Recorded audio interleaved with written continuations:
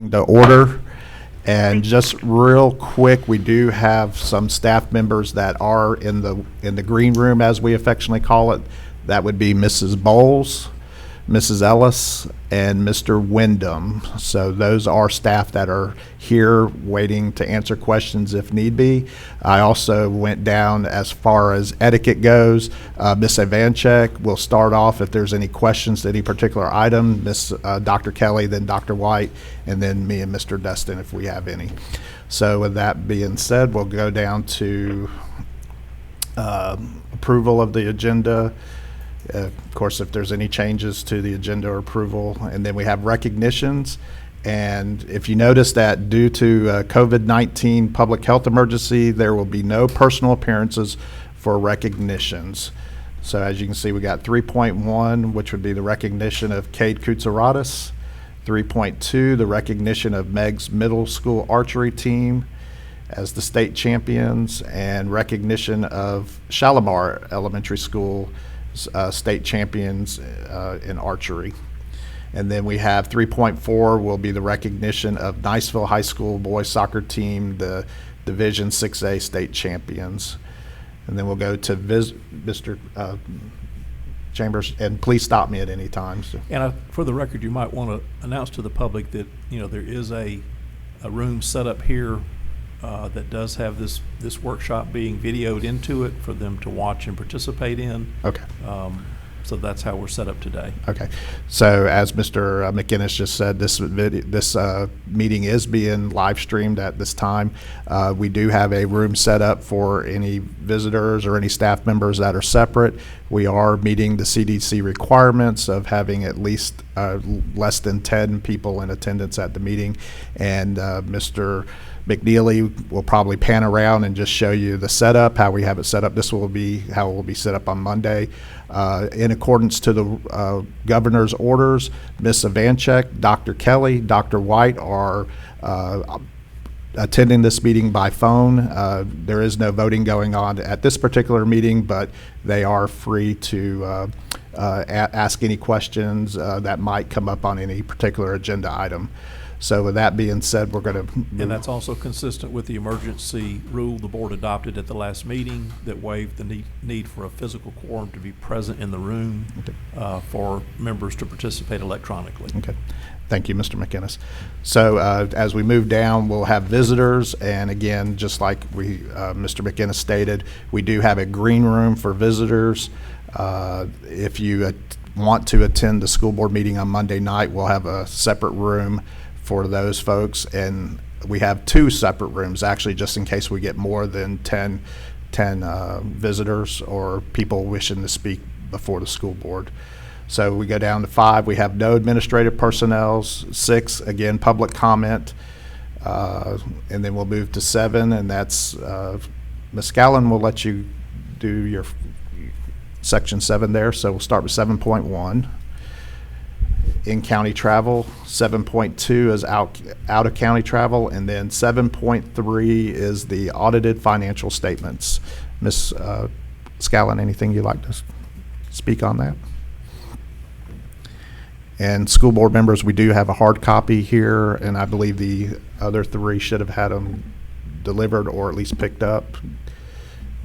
Yes, sir, and I contacted each one of the board members and spoke to them about the audit. The audit is under committee and staff reports because it's not an item that you vote on.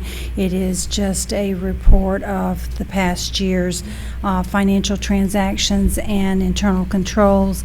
The audit has an unmodified opinion, which is a clean audit, and everything looked good.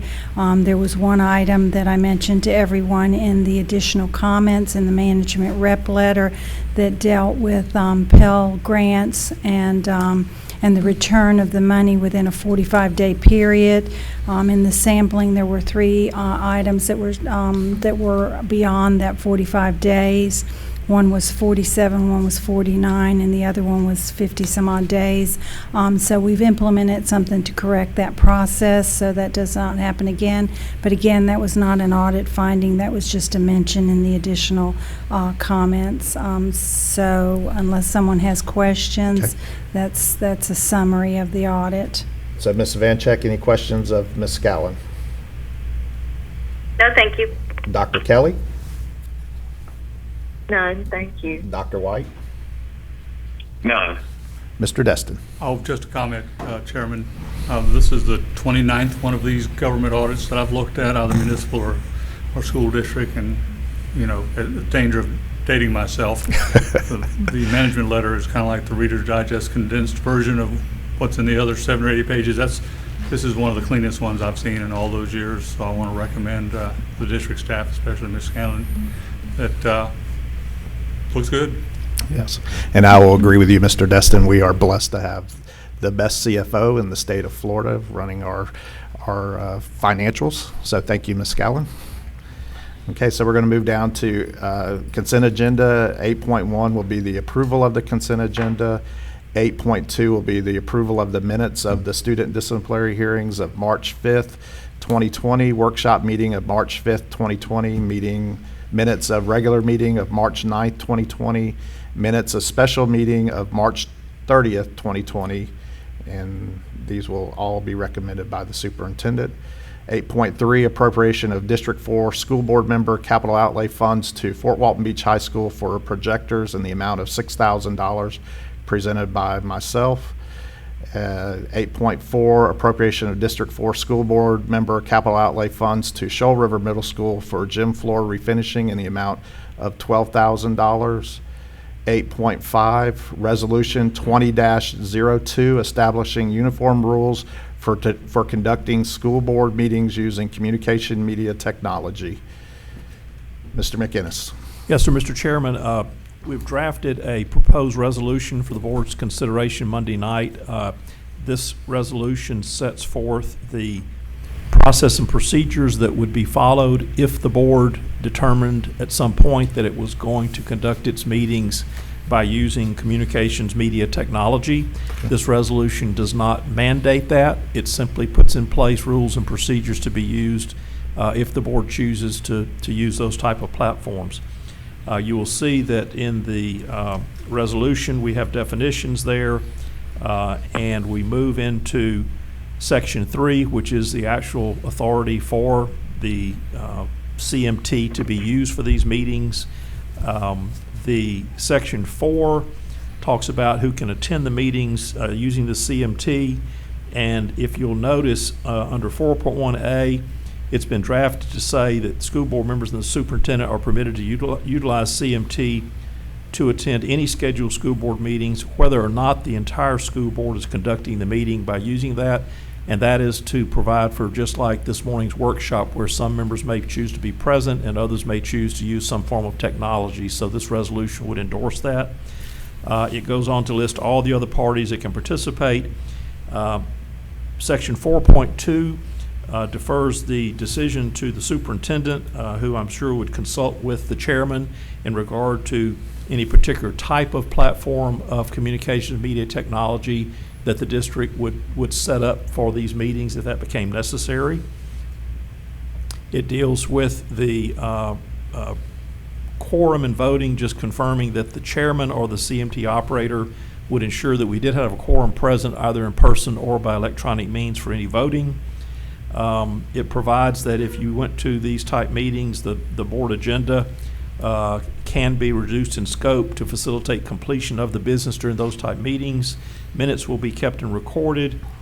Separate rules will have to be adopted if we got into any quasi-judicial matters.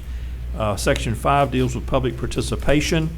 It has the laid out in here that the district will continue to provide a physical access point, which would be this complex where public could come and observe the meeting through some form of technology as we have set up today. There is a video monitor in two other rooms of this building available to the public as we're meeting, where they can hear and see the meeting and could come into this room to participate in public comments if that were necessary. The section 5.1C provides an alternative method for the public to participate in either the public comment or public hearing portions of any meeting that is being conducted by technology, and that is by calling into 2 phone lines that the district has identified that will be functioning and available for public to call in. They will be opened at the time of a meeting starting. So for instance, on Monday night, these lines will be opened at 6 o'clock, even though this resolution has not yet been adopted because of the governor's executive orders, and persons might be staying at home. We went ahead and implemented a call-in system that will be available for Monday night's board meeting. The phone lines will be opened at 6 o'clock. The operators staff will be manning those phones, and the persons will be basically stacked in the order of call-in, and then the calls will be transferred into this room when the chairman calls for public comment. They also will be transferred into this room when the chairman calls for the public hearing. There is one of those on Monday night. The callers will have the same amount of time that they have under your rules of decorum when they come before the board at a regular meeting. We will not, if you adopt this, we will not accept anonymous calls, and should anyone on the line begin violating the board's decorum rules, which are in place for your meetings, the chairman would have the ability to have that call disconnected. The Section 6 provides for notice to the public, and for this first meeting, we have advertised on the agenda itself the availability of those phone lines for Monday night. Going forward, if the board directed that you were going to conduct meetings using all communications media technology, we would do new notices for the meetings and include all the appropriate provisions there. And Mr. Chairman, that's an outline of the resolution for the board's consideration. Okay. Ms. Ivanchek, have you questions for Mr. McInnes? I don't have any particular questions for Mr. McInnes, but I have a question in general out on the form of communication. Of course, this morning, 3 of us are through the telephone, but I do know that other governing groups have gone to a visual format. Are we looking at that, or how will we determine if we decide to move to that format? Well, honestly, Ms. Ivanchek, after the meeting, I was going to talk to Mr. Chambers about that, because I noticed I was watching the county commissioners meeting yesterday, and they did have like a video link. So, but right now, with what we have is sufficient. But I don't disagree with you on looking at a different, maybe a way we can video link y'all to the meeting. So, Mr. Chambers. No, I think, so first of all, I think that would be a board's decision in terms of how you want to do the meetings, in terms of do we want to use some other type of Zoom or something like that to where we can all be seen, or do we want to do it over the phone? So that's something that I think is worth discussion. Any format that you want within our ability to deliver, we will make sure that is set up. Okay. Well, I understand. I know there's been some concerns about security, with particularly, I believe, Zoom. But I mean, any kind of format, we have. It's always a security thing in some way or the other. But it just seems like maybe the visual would be a little more effective. So you're saying that we'll just down the road see what we want to do with that, or we need to Monday night come up with a vote? I'm just curious about that. Well, I think moving for, at least for Monday night, we'll probably just stick with the phones, and that will give us time for the next workshop or meeting to look at another way of doing that. But again, like Mr. Chambers said, that would have to be something that we would have to decide at, if we want to go that way. Okay. All right. Thank you. You're welcome. Dr. Kelly? I don't have any. Okay. Dr. White? Not at this time, no. Okay. Thank you, sir. Mr. Destin?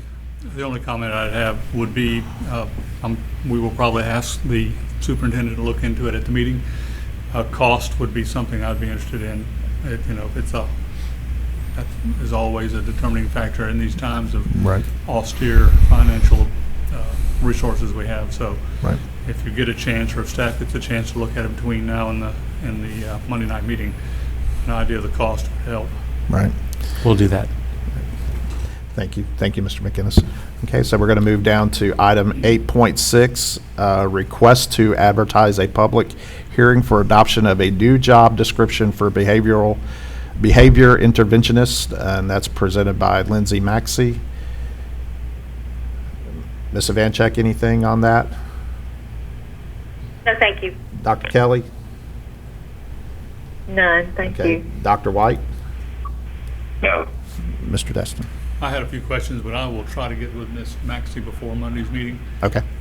About it was talked about being roving, and I'm not sure how that happens in our present situation. But next fall, hopefully, that question will have cleared. Anyway, I'll get with her before Okay. Monday's meeting. All right. So 8.7, Bank of America banking service fee agreement. 8.8, first agreement to Bank of America umbrella agreement for banking service fee agreement. 8.9, budget amendment number 6, fiscal year 2019 through 2020. 8.10, monthly financial statement for February 2020. 8.11, invoices to be approved for payment. 8.12, school donations. 8.13, payroll warrant register and accounts payable warrant register for February.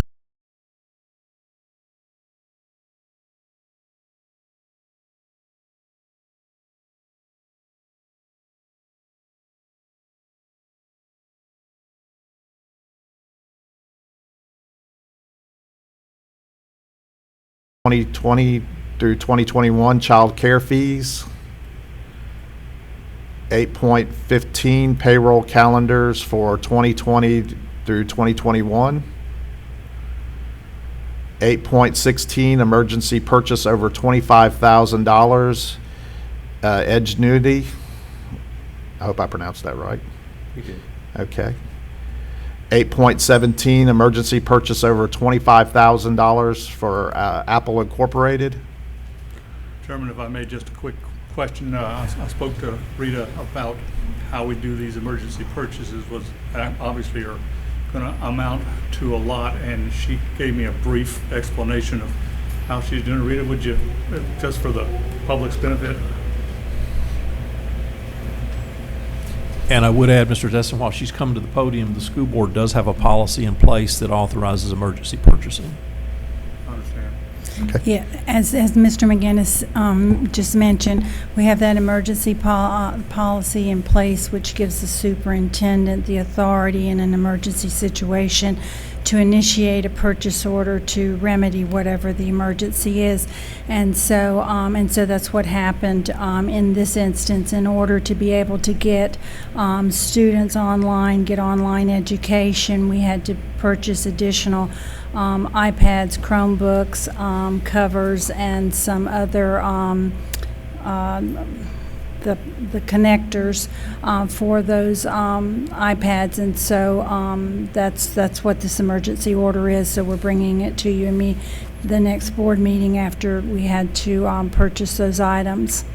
Okay, so the procedure is after you make the emergency purchases and it comes at the next board meeting for approval, is that how it works? Yes, sir. That's the part I wanted to clarify for the public and the rest of the board members. You know, we understand how you have to have that in place, otherwise we are at a standstill. Just some clarification on how we do it. Correct, and emergency purchase orders are minimal. It's only if we have an emergency situation, which is what's happened with the virus, and trying to get students and teachers in place to continue education. Thanks. Okay. All right. So any other comments on that particular item? Ms. Ivanchek? Yes, I really couldn't hear Ms. Scallon. I think I know the answer to that, but I just want to say out to the public, because they don't necessarily see the agenda, that this item for Edgenuity and the next one for Apple, I'm sure people understand this is what our district had to do in response to the emergency situation we're in now in order to provide the best education we possibly can for our students. And that's why we have these procedures where we can do these purchases. Thank you, Ms. Vanchek. Dr. Kelly None, thank you. and Dr. White. Well, just to say that I have observed that there are other school districts in different areas and even in nearby states that are not nearly as far along as we are with their online instruction. And one of the reasons is exactly what this is about, as Ms. Vanchek already stated, that we are procuring the equipment and the connections that are necessary for us to, in effect, be a leader in this effort. And again, that's the result of the superintendent and his staff and our faculties in all the schools. But I just wanted to point that out, and I'm sure my colleagues are aware of that, but the public might not be, that there are many districts that are even yet to start their online education. Yes. Thank you. Thank you, Dr. White. And Mr. Horton has approached the podium. Mr. Horton?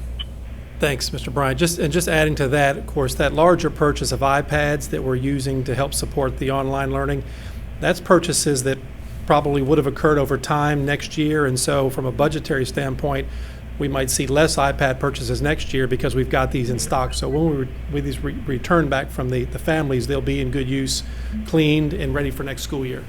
And I'd also point out, Chairman, that this will put us well on the road to the mandate that the state has given us somewhere a few years ago, about a 1-to-1 ratio of devices to students. We're making great strides toward that goal right now. Yes, sir. All right. Thank you, Mr. Dessen. Thank you, Mr. Horton. Okay, so we'll move to item 8.18 and the request to increase purchase order 20003098, Bob Taylor's Carpet One Floored Home. 8.19 RFP 20-01 Food Service Management Operations.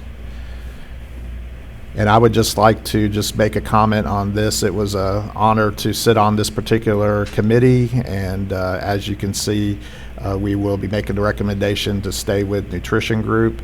But I want to thank Mr. Horton, Ms. Gallen, Ms. Hayden, principal at Bob Sykes, and Dr. Driver, principal of Lewis School, for sitting on that committee. Thank you very much.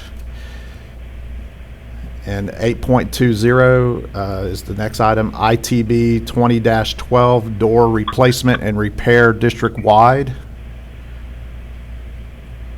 8.21 ITB 20-11 annual ceiling tile replacement bid.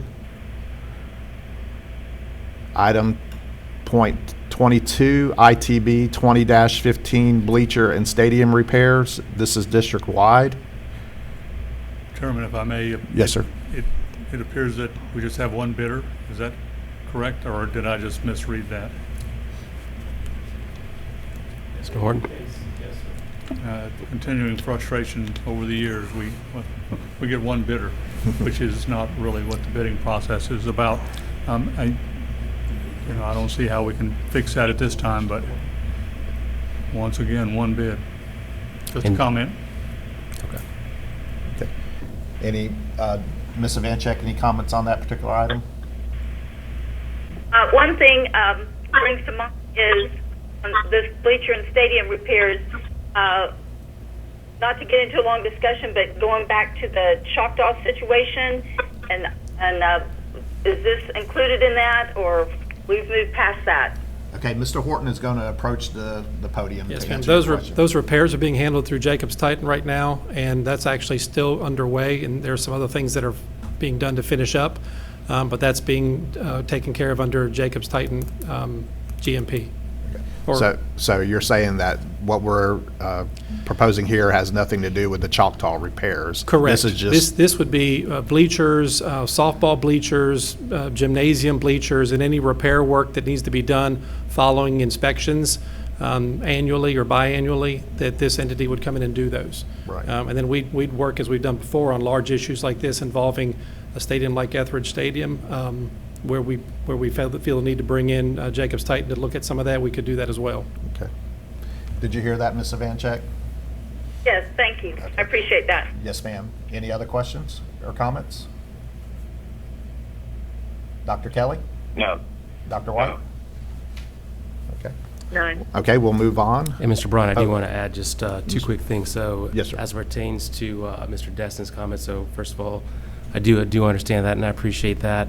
I do know that Mr. Wyndham does put out the bid to multiple people, and of course he is here, so we could bring him in if we want to elaborate on that. But I do understand the frustration of only one bidder.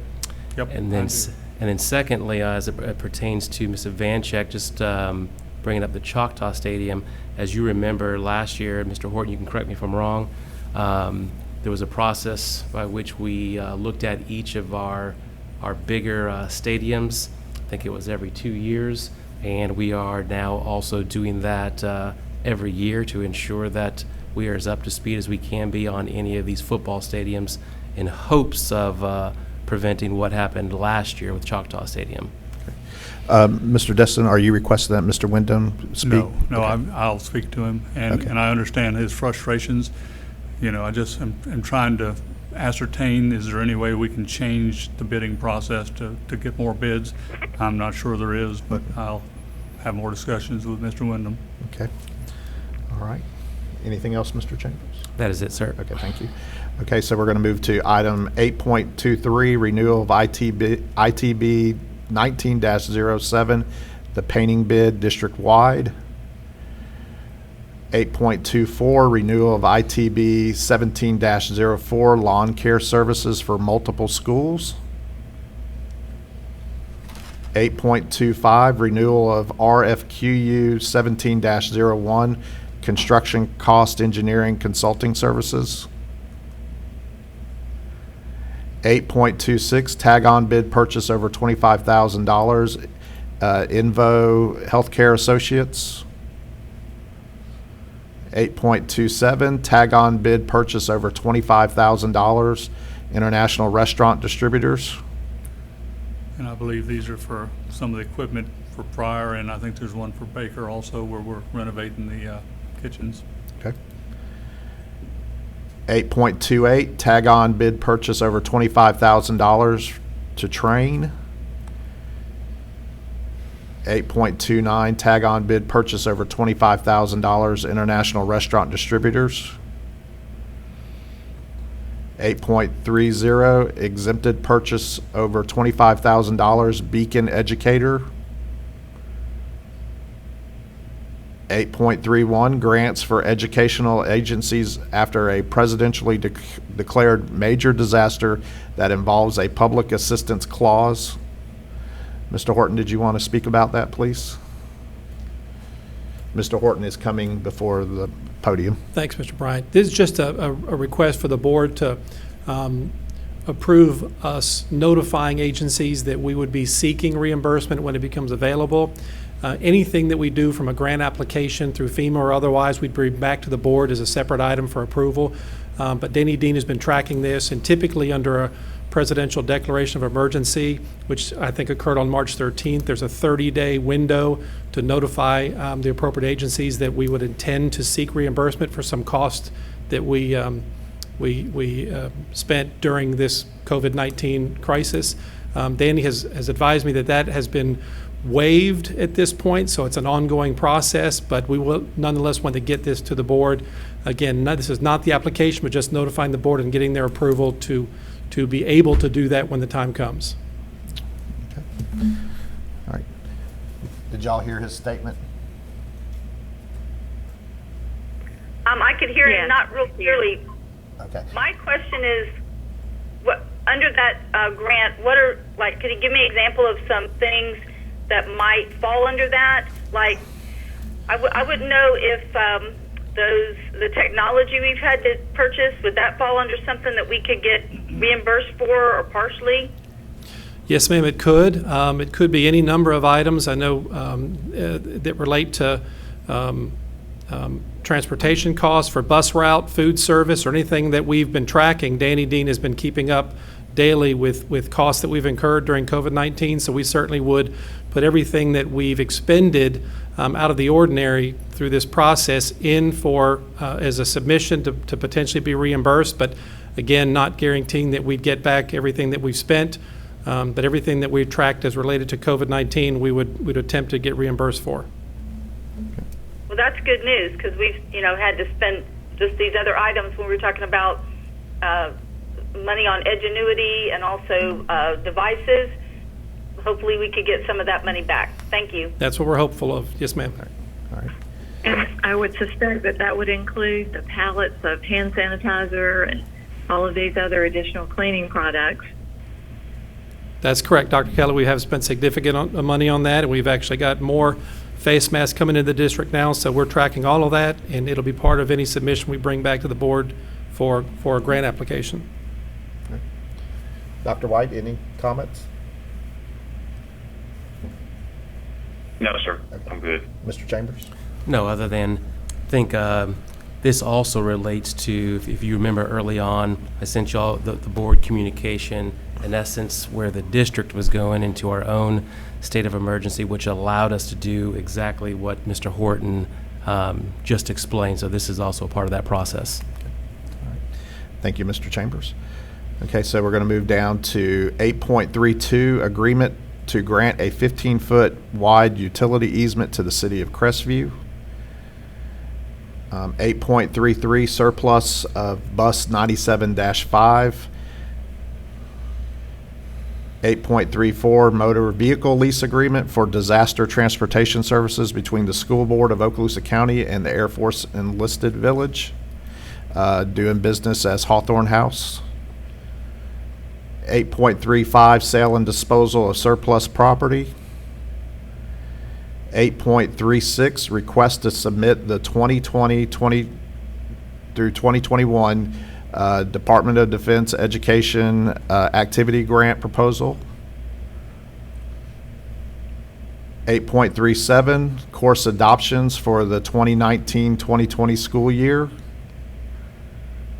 And 8.38, Title I, Part A, Florida Department of Education project application for 2020 through 2021.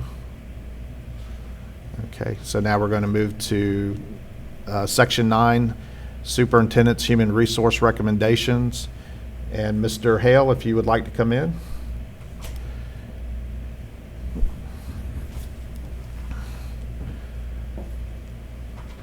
And we'll just have him sit.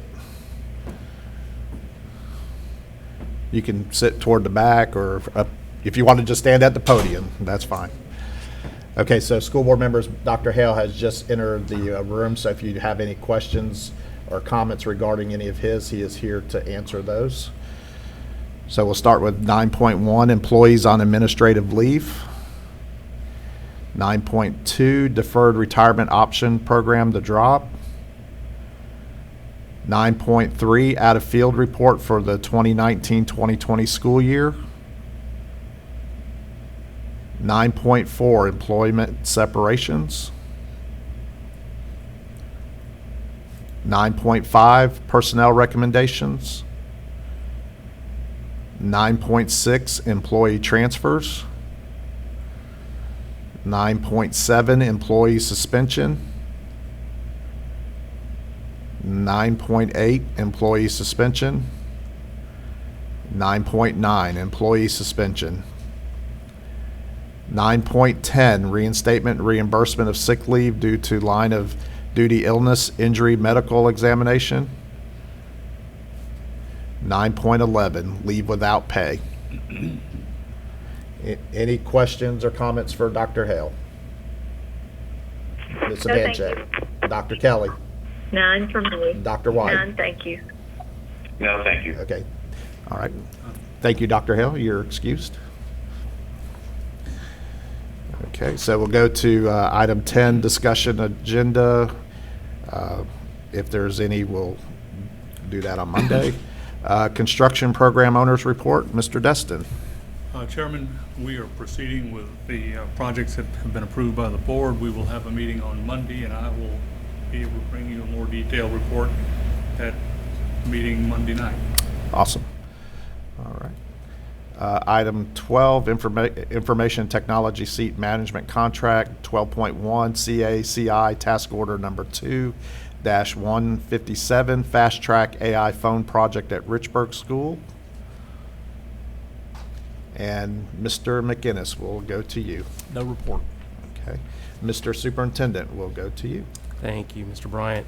Want to share a few things with the board. So as you know, school district's been working hard during this pandemic. I did want to go through a few things. I want to discuss a little bit about what we've done on the curriculum and instruction side, what we've done on the HR side, and then have Mr. Horton come up and talk about what we've done in terms of transportation, food services, and such. I do want to say just for the board, I think that you know, and for the public, it's interesting in these types of situations, heroes kind of emerge, and of course our doctors, nurses, those type of individuals doing a great job. But also, I think I would add in there what our teachers are doing, what our principals are doing, what our staff is doing each and every day. Some of the unsung heroes in a time that's completely uncertain, in a time that is completely different from anything that they've ever done. They're doing an amazing job. I will say, like I've shared before we started this online education, that there would be some bumps along the way, and there have been. I'm extremely proud of Mr. Horton's crew, where they've set up a hotline through Jacobs Titan, and they've also set up a hotline within our own group of employees. So they've worked through a lot of calls, and he'll explain probably a little bit more of that. But what they have done, just I'm extremely proud in terms of getting 32,000 students online in about 2 weeks' time is truly moving mountains. I do want to say on the curriculum side of things, so one of the things that we had to do was turn in a continuity plan to the state of Florida, in essence describing exactly how we were going to do our online education, which we've done. We've also asked the schools to submit to us a continuity plan, so to speak, of what their school staff looks like, and we call that on-site staff, and then what our off-site staff is doing. So each school has submitted exactly what their staffing looks like, what those are doing work responsibility-wise at the schools, and what those are doing at the home. So each school has submitted that. That gives us a pretty good understanding. You'd be very proud to see the communication efforts that our schools are making through their staff. That's not necessarily part of their job responsibility, but working with the union, which we've done. Dr. Hale has done a great job of working with the union. The union has been absolutely fantastic in understanding that life's going to be a little bit different for employees right now. But the communication that is happening with our families and students makes me proud. So that's one point that I did want to bring up. Just so the board knows, so we in essence are using at the secondary level a program called Edgenuity. We already had that in our district, so it made it kind of an easy decision, so to speak, to go to that format. It offers us all of our ELA, math, science, social studies courses, as well as some elective courses, but it doesn't cover everything. So in the areas where it doesn't cover everything, our teachers are doing a great job, and we've created what's called an OCSD assignment links on their actual webpage. So teachers will put in the assignments for students to go to. So student goes to Choctawhatchee High School, they find X teacher, they see the assignment link, they click on that, and they'll find instructions, they'll find what they need to do. Now, of course, that was something that was not already there. Mr. Horton and his group created that for every school, every teacher, so it's a great communication device for the teacher to student, and the student back to the teacher as well. Also within this, there was no additional cost at the secondary level because we already had the Edgenuity. And one question that you may get is, are the students doing a semester's worth of work? Because because that's normally how Edgenuity was set up. We did work with Edgenuity, and they pared it down to just the fourth 9 weeks, so our students are just working on the fourth 9 weeks coursework. At the elementary level, it's called Odyssey-ware. Now that wasn't just readily available. So through curriculum and Mr. Horton and his group working with Edgenuity, they were able to get us Odyssey-ware, and that's a curriculum for the elementary kids. It handles ELA and math, but it did not handle science and social studies. We're lucky that we have Pierce in science, and then we have a social studies weekly as well. So we worked with those companies to be able to get those pieces ready to go as well. At the elementary level, just like the high school, the secondary level, only working on the fourth 9 weeks, so no one is having to complete a semester's worth of work in a 9-week period. At the elementary level, there was a smaller fee for the Odyssey-ware, and you saw that in the board consent agenda. But once again, to get all this done as quickly as it was done, extremely proud. If you go to our website, you'll see a lot of communication for teachers and staff, as well as for parents. So you'll see there's step-by-step directions. For example, there's a teacher Q&A. And in that teacher Q&A, it talks about online learning protocols, how to get started, expected communications with students and families. So there's videos there, as well as in-print items for our teachers. So the Q&A, as Mrs. Lightbourne will say, as her and her group created this, the Q&A is a great place for our teachers and staff to go to find a lot of the answers of what they might need. And of course, as all of this is fluid, so if we need to add something to the webpage, we do that. Mr. Horton, he looks at that webpage, and we've already reorganized it a couple times, so we'll probably do that as we go forward. But there's great information on there for our teachers and staff and our students and their parents. Just to give the board some information on the front side, we did do teacher training as it pertains to Edgenuity, or how to use the assignment links or other mechanisms in terms of communicating with students and families. So I heard Ms. Ivanchek earlier talk about Zoom, and as you know, Zoom in certain parts of the country, there have been some issues. We did put out a survey to our teachers. What specific communication devices are you using? Some are using Zoom, some are using My Teams. So we have a list of what they're using. We did put on our webpage ways to be safe with Zoom, and of course MIS, that group, they're also monitoring that as well. And we have principals who are actually doing faculty meetings once a week, and they're utilizing Zoom. Some are utilizing My Teams. So I actually started figuring out how to use My Teams, which is, I figure if I can figure that out, a lot of people can figure that out. So it was kind of interesting to go through that process. Also, like we've talked about with senior staff during this time, I think communication is one of the most important pieces with our schools, with our families.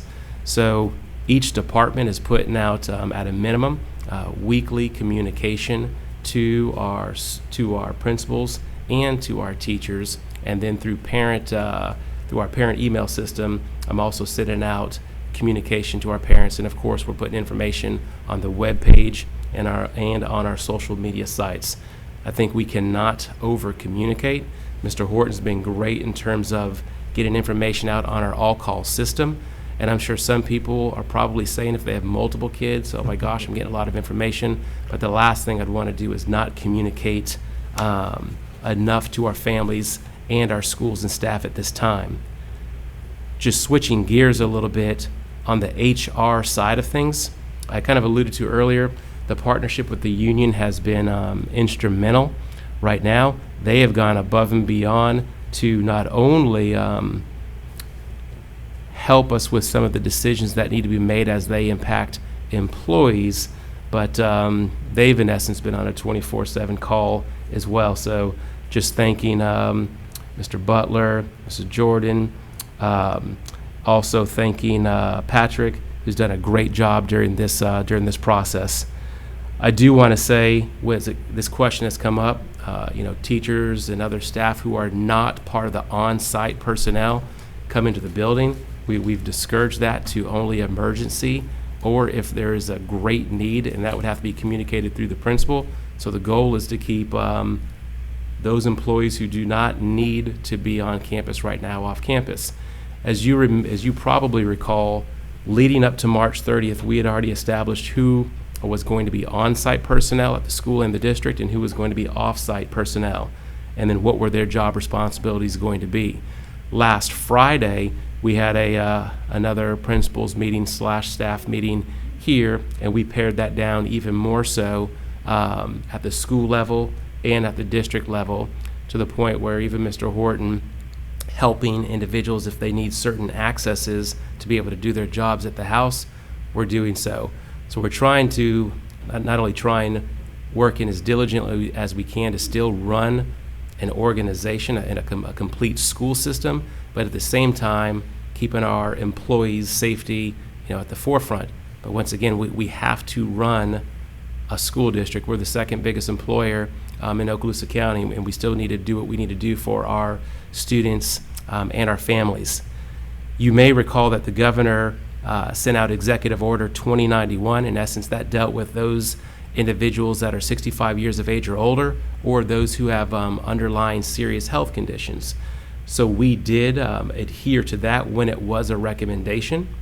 We put out a strong recommendation that those 65 years of age or older do stay home and perform their duties at home. And when it came out as more of a mandate to all those individuals that were considered non-essential, we mandated that those individuals stay home and have the ability to work from home.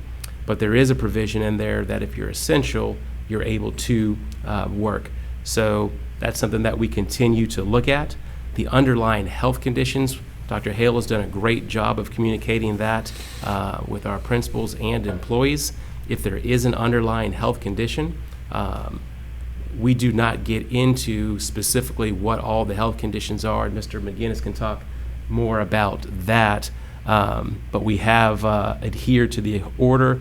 But what we have added to that here in Okaloosa County is that if a family member has compromised health conditions, and that employee who was an on-site personnel, we've given them the ability to work at the house as well, so they don't necessarily, the off chance if they were to bring something home, we want to make sure that our employees are taken care of.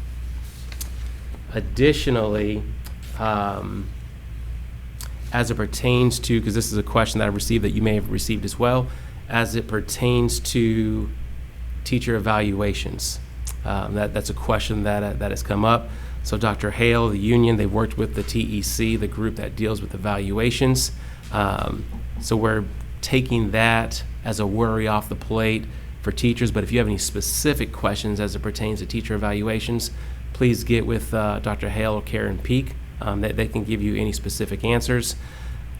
As Mr. Horton comes up to go a little bit further in some of the other areas, I do want to just say once again, as it pertains to what our principals have done, what our teachers have done, but our secretaries, bus drivers, the food service workers, what they've done during this time this quickly, and I've talked about just moving mountains, it's something that I could not be prouder of.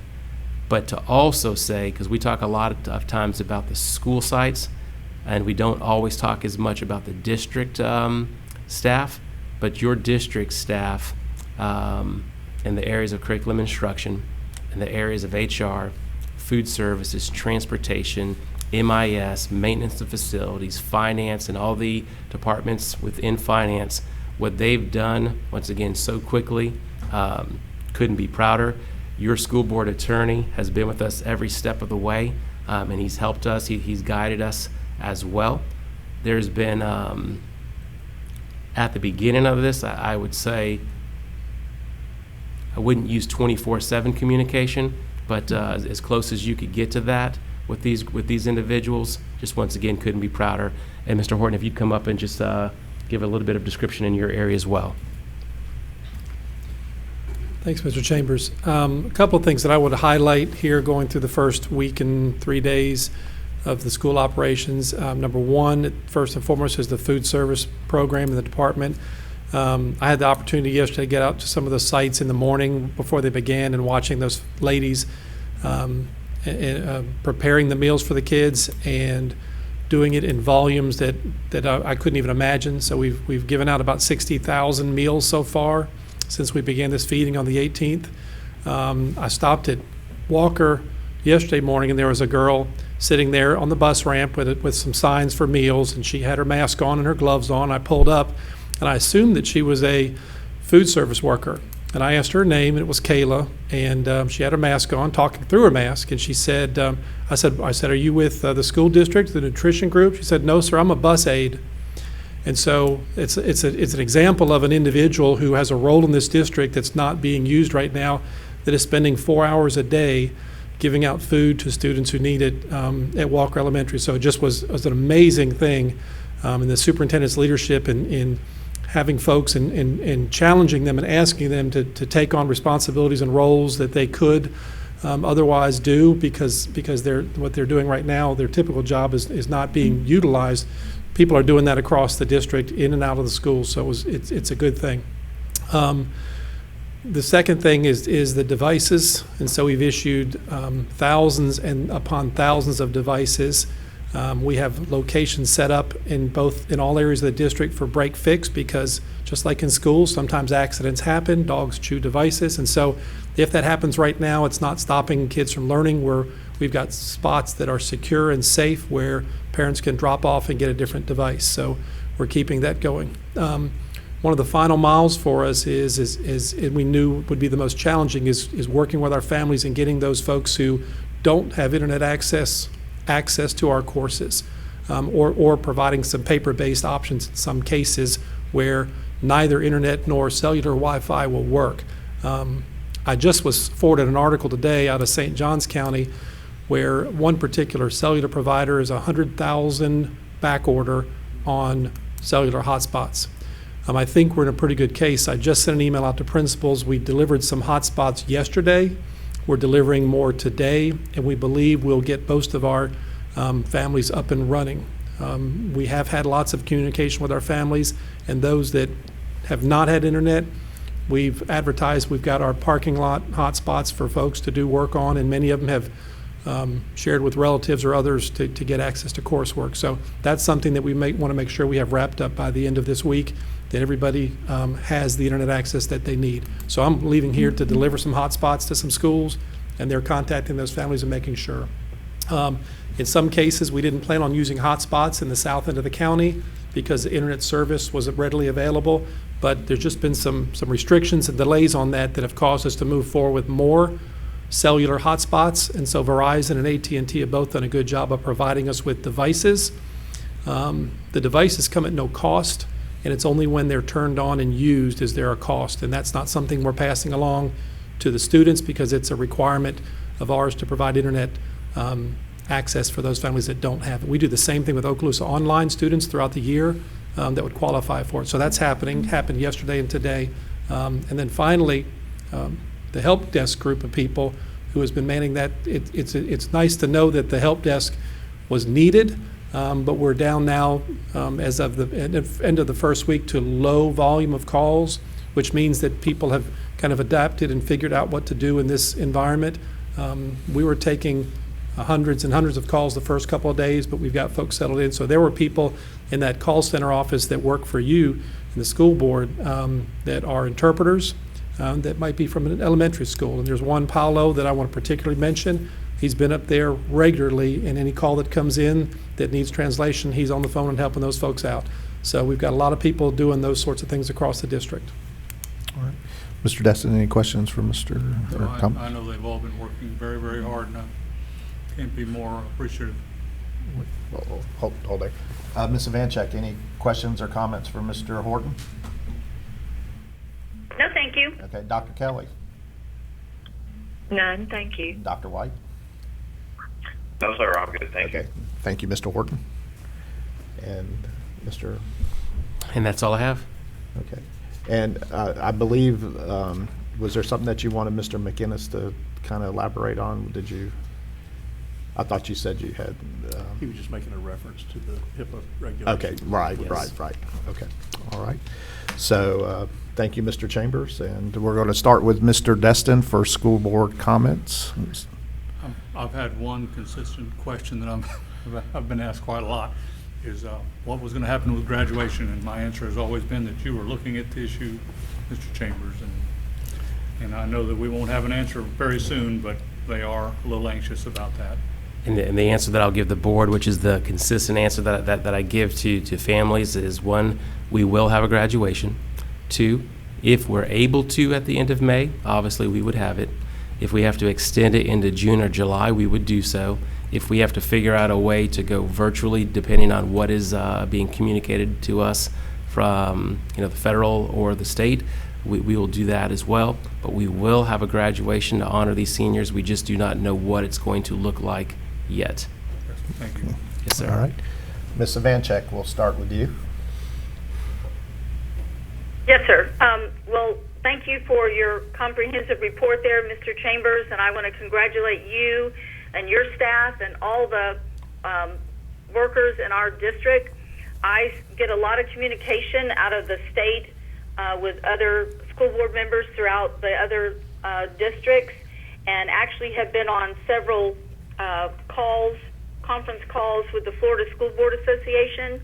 And every time I read information or I come off those calls, the first thing I say is, I am so grateful to be in Okaloosa County.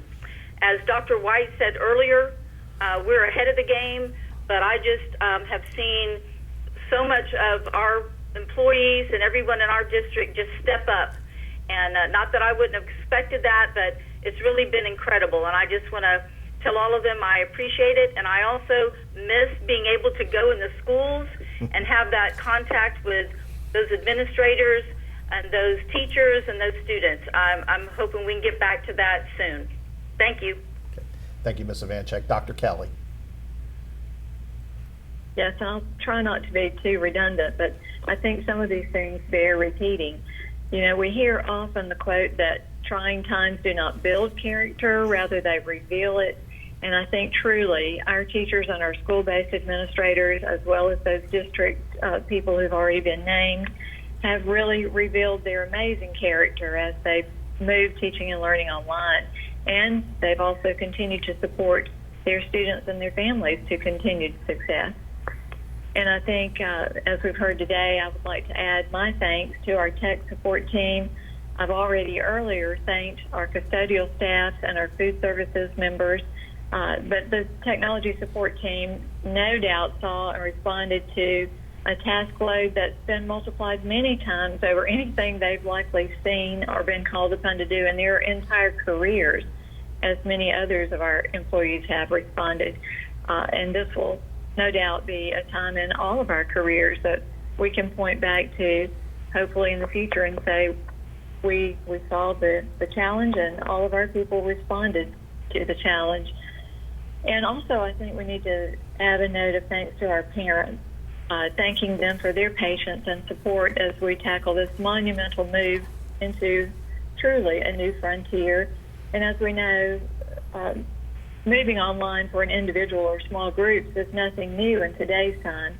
However, moving an entire school system to an online environment is truly a new venture. And as we've all recognized and acknowledged, our teams have done a phenomenal job, and I just think we can't thank them or honor them enough for their abilities that they've certainly shown throughout this. And as I said earlier, they truly revealed what they are capable of doing in this chaotic time. So just thank you to all parties involved. Thank you. That's all I have. Thank you, Dr. Kelly. Dr. White? Well, thank you, Chairman, and I will not repeat myself, and so I'll just say thank you again to all the folks that we mentioned. Yes. And my comments would be also thank you to Mr. Chambers, Mr. McInnes, and everybody within the Okaloosa County School District for everything that you have done and are continuing to do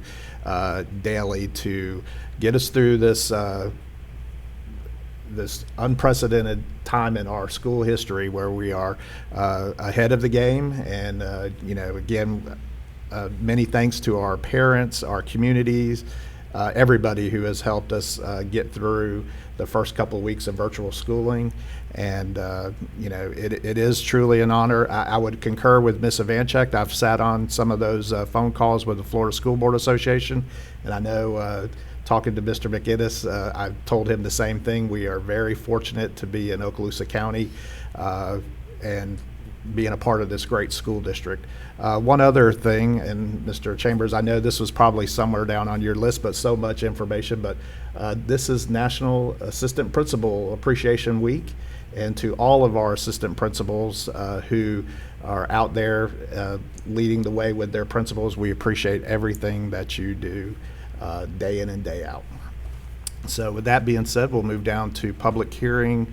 Our number 16 will be public comment. And again, for those that are going to be here to speak, we will have a separate green room for people to speak on public comment. And public hearing will be at 6:15, and this will be public hearing for the adoption of a revised job description for school bookkeeper. Mr. McInnes. And Mr. Chairman, we want to remind the public that there will be available phone lines on Monday night to call in to participate in either public comments or the public hearing. Those numbers are available on the top of the meeting agenda, which has been published and is online at the school district's website. And those lines will open up at 6 o'clock Monday night, and there will be district staff handling those calls to put them into the meeting at the appropriate time. All right. Thank you, Mr. McInnes. And with that being said, we're going to adjourn the meeting. Thank you. Thank you, everybody.